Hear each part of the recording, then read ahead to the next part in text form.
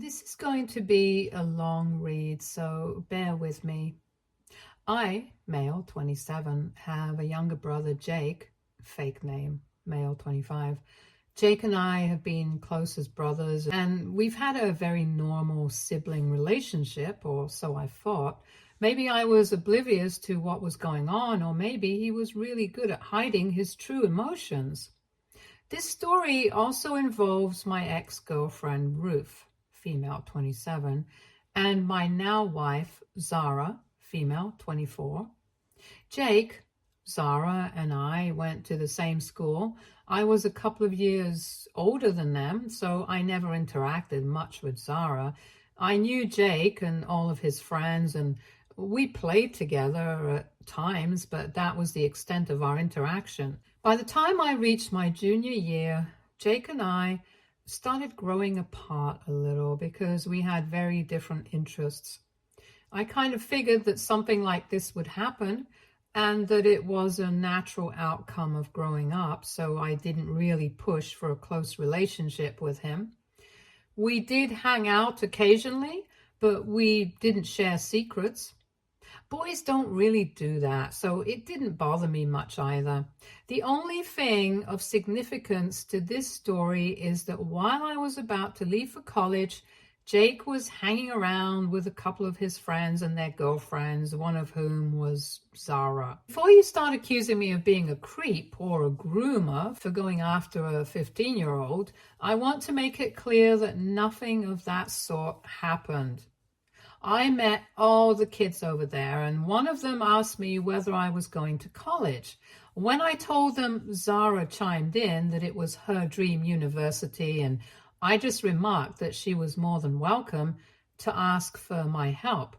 When she replied, that was it. I had no other interaction with her at school. I then went off to college and forgot all about that little interaction because it was inconsequential. In college, I met Ruth, and we were classmates. We hit it off instantly. It took me a while to ask her out, and I managed to do so in my third year of college. She said yes, and we started dating. At the beginning of the relationship, everything was great.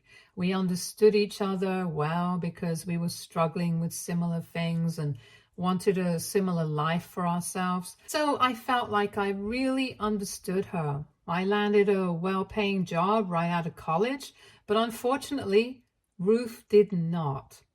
I was more than willing to help her out, and we decided to move in together to save costs. She was applying for jobs left, right, and center, but somehow, even after making it to the interview stage, she never got accepted. I knew this was taking a mental toll on her, and while I did earn enough for the two of us, it was still difficult to save much because it was so early on in my career. She kept applying to different places for over a year, but with no luck. It was devastating for her, and I tried to be as supportive as possible. However, soon after, she got the idea that we could live comfortably on my income alone, and she stopped trying altogether. Initially, I thought she was just exhausted from applying and getting rejected, and that it was taking a mental toll on her, so I welcomed the change. I told her to take some time off and do things she enjoyed, which is what she did. This went on for 3 or 4 months, and she got happier, less stressed, stopped complaining as much, and was in a much better mental state than before, and I was happy for her. I thought I'd gently nudge her to start looking for jobs again in the next few weeks. A month later, I broached the topic, but she had a very bad reaction to it, saying that just the mere mention of going through that harrowing process again was enough to make her cry, and she told me not to bring it up again. She said she would start applying when she was ready. I trusted her word and didn't want to pressure her or come off as unsupportive, so I agreed. 2 years after I got my job, I received a promotion with a significant raise. I was overjoyed because now I could finally start saving and doing things I enjoyed. For the last 2 years, I had to put many of my desires on hold in order to support 2 people on my income. Coupled with Ruth's mental health struggles, my own hobbies naturally took a back seat. I was relieved that I could now have some money to enjoy myself. However, the minute Ruth found out that I had received a raise, she started begging me to help fund her niece's education. Ruth's brother was broke and could never hold a job for more than a couple of months. He had gotten a woman pregnant and had no idea. The issue was that the woman died, leaving no family, so the child went to Ruth's brothers. And he was thoroughly unequipped to take care of another human being. Ruth begged me, saying she loved her niece, I don't know how, as they had only met twice, and that she would never forgive herself if she couldn't help her out. This was all becoming too much for me, so I told her that I'd think about it and left it at that. Part of me was genuinely considering giving her the money, but another, nastier part of me thought that it was her niece, and she could get up and pick up a job, any job, and help her out. I drank a lot that night, and as I kept drinking, all the rationale and logic that I had buried in my mind suddenly came rushing to the surface. I had always suspected that Ruth was trying to leech off of me, but I never gave much weight to those thoughts because I was in love with her. However, I couldn't shake those feelings anymore. I was funding her entire life, which I was happy to do, but to expect me to fund her niece the minute I got a raise, especially at the cost of what I wanted for myself, seemed a bit much. I knew it was time to take a stand for myself, because if I started funding the niece now, I'd never be able to get out of it for the rest of my life. The next day, I sat Ruth down and told her that I would not be funding her niece no matter how dire the circumstances. I also told her that if she felt bad for the poor kid, she was more than welcome to pick up a job and help her out. That would be her money, and I didn't care what she did with it. She tried to butt in, saying that I was being cruel and that an unfortunate child needed my help, but I wasn't having any of it. I also told her that if she wasn't going to get a job, the division of household chores was going to change.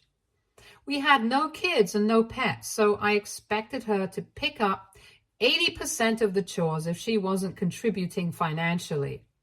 I told her that I had slaved away for the last 2 years, juggling work and home and supporting her. But now I needed a break. If she wasn't willing to support me monetarily so that I could have more money for myself, then she had to help take some of the workload off of me. To say that she started yelling would be an understatement. I don't think I've ever had the unfortunate experience of listening to such high decibels before. It was a miracle I didn't leave the conversation with my ears bleeding. During her long tirade, she called me every name in the book: manipulative, gaslighting, financially abusive, misogynistic, you name it. But to me, I just needed a break. Why were we even partners if she couldn't do this for me? The fight went on for a long time. I think she believed I would give in because I've always been non-confrontational. To her surprise, I didn't. We were at a stalemate for a few more days when I tried to revisit the topic, but she shut me down again. That's when I knew we were done. There was no future for me in this relationship, where all I was doing was subsidizing her life and getting nothing in return. The breakup was ugly. She didn't have anywhere to go because she didn't have a job. I told her that I was willing to give her some money to sustain herself for a month or two, but by then she should have her situation figured out because I was done. Cue the waterworks. She started crying, saying I was bluffing and pulling the entire drama routine. I told her that I wasn't interested in this relationship anymore and my decision was final. There was no way to salvage it, and all the remedies she was suggesting now should have come to her while we were still together, not as a last resort. Despite me setting her up for a couple of months, the breakup was still ugly. It was only after she moved out that I realized just how much dead weight I had been carrying. I had so much time and energy to devote to myself. I picked up hobbies I had abandoned back in school. It was through these hobbies that I reconnected with Zara. Zara didn't go to my college, but ended up pursuing painting and the arts as a profession. I had always enjoyed doodling as a kid, even though it was a kind of secret hobby because it wasn't considered masculine enough. Well, there was an art exhibition in my city and I went out of curiosity, and that's where I found Zara. She had put up a piece in the exhibition and we got to talking. This was a few months after my breakup with Ruth. I asked Zara how everything was going, and we made small talk, which we both enjoyed. We decided to meet up again, and she promised to let me know if there were any other art events in town. She did. We met up again, and we slowly started falling for each other. It took me a year to ask her out, but by then I was already madly in love with her. I tried asking Jake about her, but he said they hadn't been in contact ever since she broke up with the guy from his friend group back in school. I won't go into all the details of my relationship with Zara because it's not relevant to this story. Just know that it's always been a warm and equal partnership between us, and I knew pretty early on that she was the one I wanted to marry.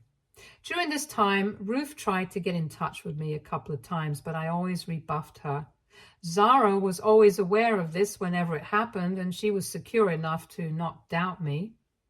I introduced Zara to my family over dinner a year into our relationship, and by this time we had already started contemplating marriage.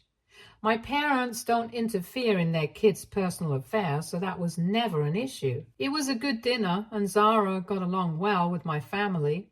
We were all talking about how funny it was that life works in mysterious ways and how it was pure chance that I bumped into Zara again. It was then that Jake quipped that he couldn't believe his middle school crush was going to be his sister-in-law. It seemed like a light-hearted joke at the time, and everyone present took it that way. Zara even said that Jake was the only guy in their group who was remotely interesting to talk to. It was a fun dinner, and I thought nothing of Jake's comment. He seemed really happy for me too. Little did I know he had been harboring feelings for Zara all these years, even though he'd been in multiple relationships. The issue started during the wedding planning. It wasn't obvious to me at the time because I never would have thought my own brother would pull something like this. It was little things at first, messing up the time for the dress appointment, forgetting to check in with the caterer, things that could be attributed to him just being forgetful. I now know that it was deliberate on his part to create a rift between Zara and me and somehow stop the wedding. None of it worked. We were too strong to be rattled by a few missed appointments. Even though it was a high-stress situation for both of us, if anything, Zara became even more short and snippy with Jake, which only hurt him more. The final blow came on the wedding day. All this time, I had not been in contact with Ruth. I didn't know where she was, what she was doing, or how she was faring, and frankly, I wasn't interested. Little did I know Jake had been in touch with her for months leading up to the wedding. He was hoping for some kind of intervention-like drama, and if nothing else worked, he planned to get Ruth to coerce or persuade me into leaving Zara. She wasn't on the guest list, but she showed up as Jake's +1. And this was surprising to me because everyone in the family had met Jake's girlfriend, and we were expecting her to be there. I didn't have time to ask him what Ruth was doing there, but I had a bad feeling. Thankfully, Zara hadn't noticed Ruth by this point. Just before Zara was about to walk down the aisle, Ruth stood up and started screaming in front of everyone, claiming that she was the love of my life and she was willing to take me back and that I didn't need to marry Zara. It caused a huge commotion and Ruth started crying and stomping her feet like a petulant child. It was pathetic, to be honest. I ran over to Jake, grabbed him by the collar and told him to leave. He said he had come to make everything right, claiming that Ruth and I were meant for each other and that Zara and he were meant to be together. He rambled on with some delusional nonsense, and I was appalled. I asked my friends to escort both him and Ruth out of there. At this point, Zara had come out, and I don't even know whether she fully grasped what was happening, but she calmly walked over to Ruth, slapped her in front of everyone, blew her a kiss, and asked her bridesmaids to start the music. I've never seen something more iconic in my life. It was so humiliating for Ruth. And instead of creating a scandal around me, she just turned herself into a spectacle in front of everyone. The rest of the wedding went as smoothly as it could, given the circumstances. It was a dramatic day, not at all what I had hoped for, but there wasn't much I could do to salvage the situation at that point. I blocked Jake right after the wedding. I wasn't interested in hearing his side of the story because he had already shown me plenty. It was disgusting and despicable, more so because Zara and Jake had never even shared any real bond. He was delusional and frankly dangerous to be around. Most importantly, I felt horrible for his girlfriend, Violet.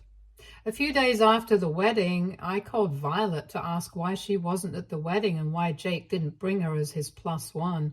I wanted to know what kind of story he had been feeding her before I decided to meddle in their relationship. She was pretty short with me, saying I didn't have to pretend to like her and that she would much rather I drop the facade and be honest with her. I knew instantly that Jake had used either me or Zara as an excuse to keep her from coming to the wedding. I asked her why she was saying that. She told me to cut the act because Jake had already told her that she wasn't invited. That's why he didn't get a +1 for the wedding. She said she didn't mind him going and didn't mind that we didn't like her, but she was very put off by the fact that the entire family pretended to like her when in fact we couldn't stand her. I emphatically told her none of that was true and that Jake had misled her. I begged her not to tell Jake or our parents about our conversation for the next 2 weeks, and Zara and I would meet her after we returned from our honeymoon. She said she wouldn't betray Jake for us, so I had to send her a photo of the actual invitation that was sent out to Jake, which clearly had a +1. I also sent her screenshots of my conversations with Jake, where I confirmed her attendance with him. She said she didn't believe us. I told her I understood and that we weren't asking her to trust us. We just wanted her to keep quiet until we could meet and clear up the miscommunication. She agreed, but I didn't know if she would actually stick to it. I could only hope nothing would go wrong while I enjoyed my honeymoon, but I was really looking forward to showing Violet Jake's true colors. Update 1. I didn't realize this story would gain so much attention. My inbox is flooded with people asking for updates, but as I said, I was out enjoying my honeymoon and didn't bother to check Reddit. Fortunately, nothing untoward happened during the honeymoon itself. Jake remained blocked and he didn't try calling me. Violet sent a short text saying she hadn't talked to Jake about our conversation, but wanted to meet as soon as I returned from my honeymoon. The meeting happened a few hours ago. We met at a cafe because Violet didn't feel comfortable coming to our home. She was very defensive at first, with her body language and attitude making it clear she wasn't interested in listening to us. But we told her what had happened in detail. At first, she refused to believe us, calling us crazy for accusing Jake like that. However, during the honeymoon, I asked some friends if they had any videos from the wedding. While there wasn't one video that captured the entire ordeal, a few people were making videos and we managed to roughly piece the incident together. I showed those videos to Violet and then explained the whole Ruth situation. That's when she started to believe us. She asked Zara if there had ever been anything between her and Jake, and Zara firmly said no. Violet found it hard to believe that Jake would be so delusional about everything, especially if there was nothing going on. Zara said she was baffled as well. There had been a maximum of 10 to 12 in-person interactions, and she didn't know when or how Jake fell for her or assumed she had fallen for him. We told Violet we thought it was our duty to make her aware of what was happening, and that she was free to do whatever she wanted with the information. We also told her that we had blocked Jake and were going no contact with him, and we didn't see that changing anytime soon, if ever. She said she understood where we were coming from, but she also said she wanted to confront Jake and do it as soon as possible. We tried to dissuade her a little, but she said she owed it to herself, especially since she was pregnant, to know whether it was wise to stay with Jake. Both Sarah and I congratulated her on the pregnancy and told her we would support her no matter what.